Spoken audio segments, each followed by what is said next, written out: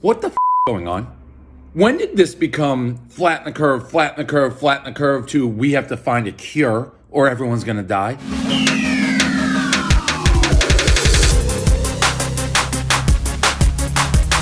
Like Fauci. Seems like a nice enough dude. I've always been like, oh, no agenda. Looks like he could be maybe the grandfather in Wedding Crashers. Gets in front of the Senate. He's like, if we reopen the country too quick, everyone's dead. Where'd that come from? And the LA mayor. We're not opening the city till we find a cure. We'll never be completely open until we have a cure. It's like taking a cross-country flight, 6 hours. They tell you flight 6 hours. 5 hours and a half go by. They get on the intercom like, oh, just kidding. We have another 10 hours. You can't do that. People have been mentally preparing. We're doing what you ask. We've done exactly what you said. Now you're changing the rules. People have jobs who've worked their whole lives off to put food on the table, create a happy living. They're just going to go out of business. They're going to wake up whenever this thing ends, whenever the mayors say, oh, you can go back to work. Work to what? Your company's going to be out of business. Get the hell out of here. There's risk. We're Americans. You have to take risk.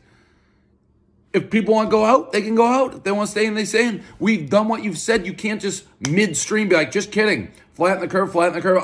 Cure. What? But everybody's trying to do their best, which is stay inside, social distance, flatten the curve, flatten the curve.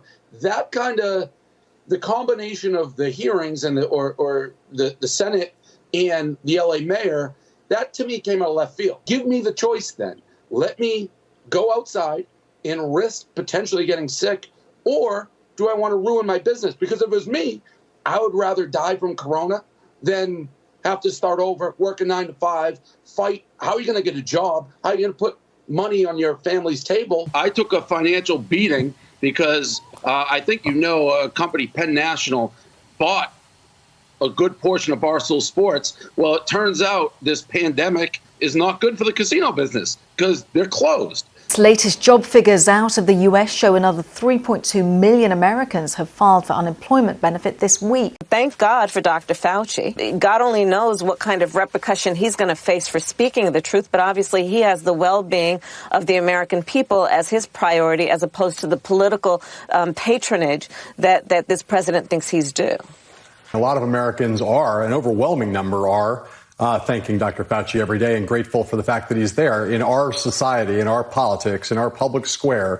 For someone to have nearly a 70% approval rating is almost totally inconceivable. Dr. Fauci, however, also warned that reopening the country and the economy could lead to avoidable suffering and death. Senator Rand Paul pushed back against Fauci, calling a one-size-fits-all policy to reopen the economy, in the senator's word, ridiculous.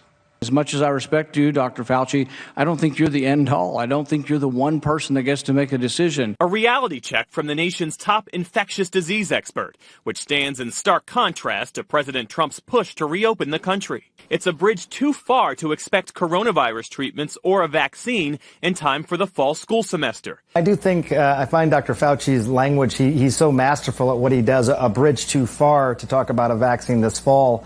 I don't think anybody has been thinking that a vaccine would be available this fall. But, it's a question of balancing the hopefulness of people with the honesty, which I think he's quite good at.